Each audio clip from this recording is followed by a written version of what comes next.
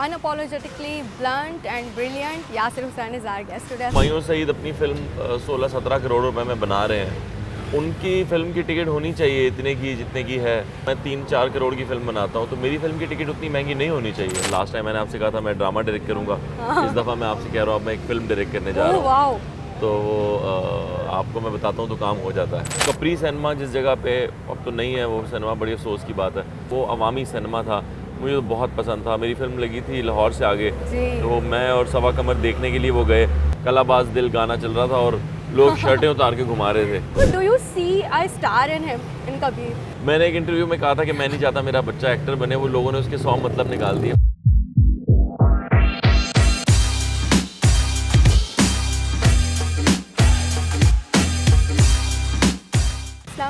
वालेकुम अस्सलाम। कैसे हैं आप? अल्हम्दुलिल्लाह। हमेशा जब भी आपसे बात करनी होती है ना, तो बड़ी एक्साइटमेंट मुझे फील होती है कि कुछ ना कुछ नया सुनने को मिलेगा आपसे।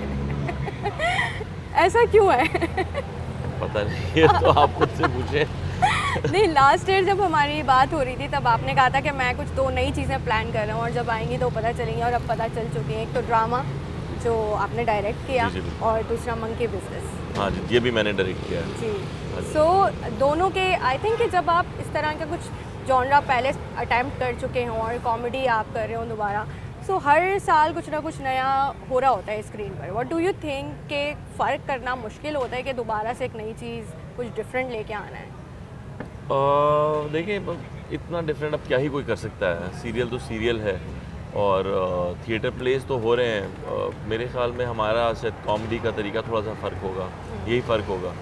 बट ये है कि हमारी कोशिश ये है कि हम एंटरटेनर चीज़ें बनाएं जो लोगों को एंटरटेन कर सकें। ऐसी ना हो कि बस लोगों को लगे यार पैसे ज़ाया हो गए हमारे, क्योंकि लोग टिकट ख़रीद रहे हैं तो उनके पैसे वसूल होने चाहिए। ऐसे ही अभी जो ईद उल फित्र हमारी गुजरी और जो सिनेमाज में फिल्म्स लगी, काफ़ी सैड सिचुएशन थी, लोग जो है वो इतना निकले नहीं। उनमें से एक फिल्म ने जो है वो थोड़ा बहुत बिजनेस किया है। अब जो है मुझे लग रहा है कि इकोनॉमिकल कंडीशंस हैं या क्या है, आपको क्या होप होती है कि लोग आपके लिए घरों से निकलेंगे? देखिए, थिएटर जो है ना एक दुनिया भर में ही बड़ी मुश्किल चीज़ और बड़ी महंगी चीज़ मानी जाती है। कहीं पे भी थिएटर के टिकट सस्ते नहीं होते, फिल्म जैसे नहीं होते, क्योंकि फिल्म आपने एक दफ़ा बनाई फिर आप उसे पूरी ज़िंदगी चलाएं।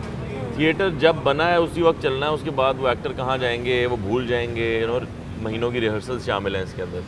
तो इसलिए इसका टिकट थोड़ा सा ज़्यादा होता है फिल्म से, मगर ये एंटरटेनमेंट और तरह की होती है।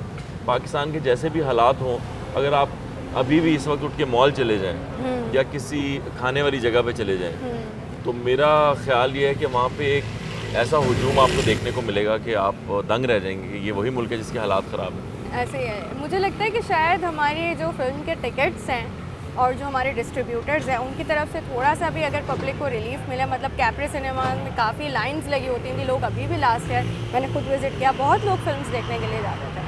तो ये कॉस्ट जो है टिकट की, डू यू थिंक कि ये भी एक रीज़न है इस चीज़ ये का? इंडिया में भी ये वाली डिबेट चल रही है।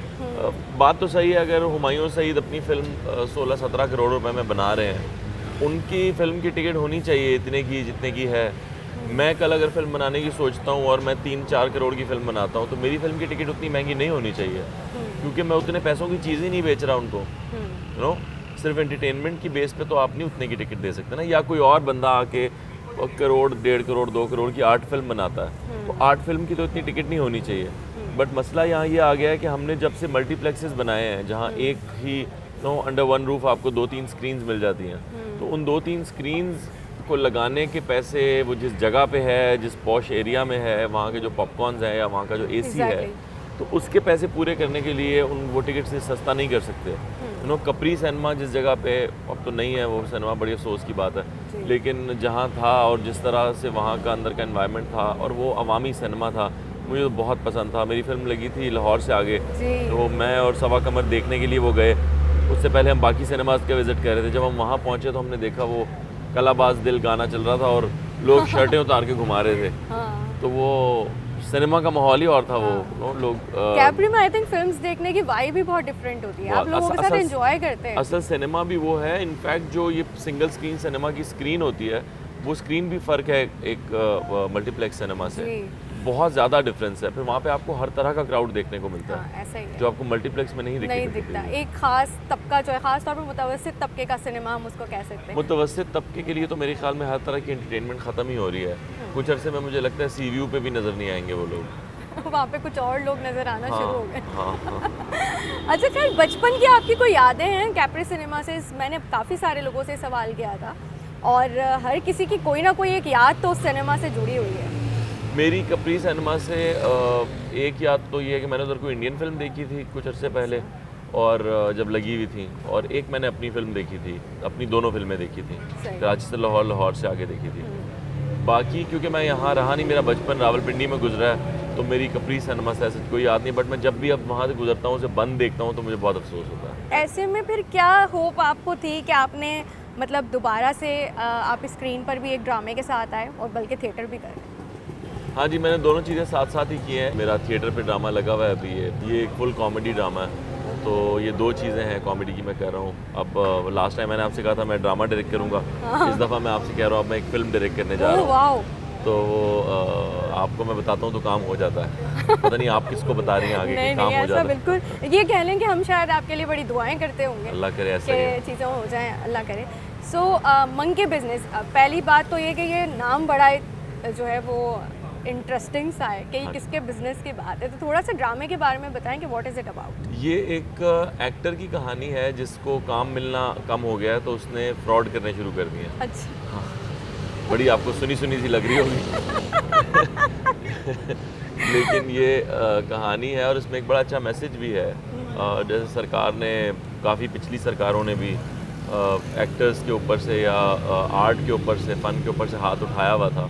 अभी कुछ सुनने को मिल रहा है कि लाहौर में भी और सिंध गवर्नमेंट की तरफ से भी, पंजाब गवर्नमेंट की तरफ से भी कुछ फिल्म पे काम हो रहा है, और अच्छी बात है, होना चाहिए। वो लोग कुछ फंड्स निकाल रहे हैं, तो वो भी एक मैसेज है इसके अंदर कि फ़नकारों के साथ कुछ ना कुछ चलते रहना चाहिए ताकि वो इधर उधर ना निकले। तो ये भी है और छोटे छोटे कुछ मैसेजेस हैं, बट ओवरऑल ये एक बहुत फ़न प्ले है। जो भी आ रहा है वो हंसता हुआ ही जा रहा है और सुनने में तो यही आ रहा है। लेकिन आपकी क्या इंस्पिरेशन थी इन कैरेक्टर्स को लेके? इंस्पिरेशन ऐसा सच कुछ नहीं थी। ये एक था दिमाग में कि यार इसके ऊपर भी काम किया जाए, तो मैंने बना दिया। और हालात और वाक़यात भी थे आसपास? नहीं, हालात और वाक़यात तो हर दौर में ही रहे हैं, कुछ ना कुछ, किसी ना किसी फ़नकार को स्पॉटलाइट में, क्योंकि फ़नकार ऑलरेडी स्पॉटलाइट में होता है, तो उसकी छोटी सी मिस्टेक भी बहुत बड़ी होकर सामने आती है। ऐसा है। सो आप, अब मैं इस बात से बात निकल रही है, लेकिन ये समटाइम्स हम कहते हैं ना कि फेम में रहना बहुत अच्छा लगता है, लेकिन उसके कुछ प्राइसेस भी होते हैं, कॉस्ट भी होती है जो आपको पे करनी पड़ती है। बिल्कुल ऐसा ही है। मेरी बीवी जैसे, अब कहीं हम बाहर जाते हैं तो हम खाना नहीं खा पाते सही तरह से, क्योंकि उसके बहुत फैंस हैं। फैमिलीज आ जाती हैं, ख़वातीन बहुत ज़्यादा आते हैं, बच्चे आते हैं मिलने के लिए। तो वो हम एक दफ़ा सऊदी अरब में थे, हिना दिलपजीर साहिबा थी मेरे साथ जी। तो वो उन्हें कहीं ना चलने दे रहे थे, क्योंकि बच्चे कह रहे थे बस मोमो से मिलवा दें। तो वो ये तो होता है फिर इस तरह, ये बंदर मेरे ख्याल आपसे मिलना चाह रहे हैं। तो जब घर में होते हैं आप, तो स्टार कौन होता है घर का? दोनों जब साथ होते हैं? जी, घर में बाहर वही स्टार है। अच्छा। हाँ। ये बहुत अच्छी बात है कि आप उन्हें घर में भी स्टार बना के रखते हैं। बिल्कुल ऐसा ही है, वो है स्टार। बहुत सारा हम देख रहे हैं कि एक पैप कल्चर जो इंडिया में ख़ास तौर पे बहुत ज़्यादा है, हमारे यहाँ फिर भी इतना नहीं है क्योंकि बहुत छोटी सी हमारी इंडस्ट्री है। लेकिन बच्चों के लिए, जिस तरह मैं देख रही होती हूँ कि सोशल मीडिया पर अक्सर जो बड़े बॉलीवुड स्टार्स हैं वो भी पोस्ट कर रहे होते हैं कि बच्चों को जो है इतनी अटेंशन मीडिया वाले ना दें। बीइंग अ फादर, आप कभी इस किस्म की सिचुएशंस के लिए सोचते हैं कि नहीं, इतनी अटेंशन ज़रूरी नहीं होती? तो मुझे पर्सनली बुरा नहीं लगता, और ना ऐसा कुछ, बट जिनको बुरा लगता है, जो चाहते हैं कि उनके बच्चों को ना दिखाएं, या वो खुद भी अपने बच्चों को नहीं दिखाते, वो उनकी चॉइस है और अच्छी चॉइस है, वो बुरी चॉइस नहीं है। आजकल वैसे अपनी मर्जी, अपनी प्राइवेसी है। बिल्कुल ऐसे आजकल मेरे ख्याल है बहुत ज़्यादा लोग नज़र से डरते हैं और वो थोड़ा सा अपनी प्राइवेसी को प्रोटेक्ट करते हैं, उसमें कोई बुराई भी नहीं है। फिल्म की बात करेंगे जो अभी आपने मुझे कहा है, तो कितना ग्राफ जो है वो जहन में तैयार है? फिल्म के लिए पक्की तैयारी है जी, बस बहुत जल्द फिल्म शुरू करेंगे, बस ये आने वाले महीनों में। अब असल में गर्मी इतनी सख्त हो गई है आगे कि ये तो अभी हम बड़े अच्छे मौसम में बैठे हुए हैं, ये ख़त्म होगा तब तक तो गर्मी कराची में, पूरे पंजाब में, सिंध में बहुत ही ज़्यादा हो जाएगी। तो या तो हम फिल्म को ले जाएंगे नॉर्थ, या फिर थोड़ा वेट कर लेंगे, लेकिन होगी इंशाल्लाह इसी साल। चलिए, lovely talking to you Yasir. I wish हम थोड़ा सा इसको कंटिन्यू कर सकते, लेकिन जितना कुछ पूछने के लिए था मैं वो सब पूछ चुकी हूँ। अगर कुछ रह गया तो कमेंट सेक्शन में मेंशन कर दें। टिल देन अपना बहुत ख्याल रखिएगा।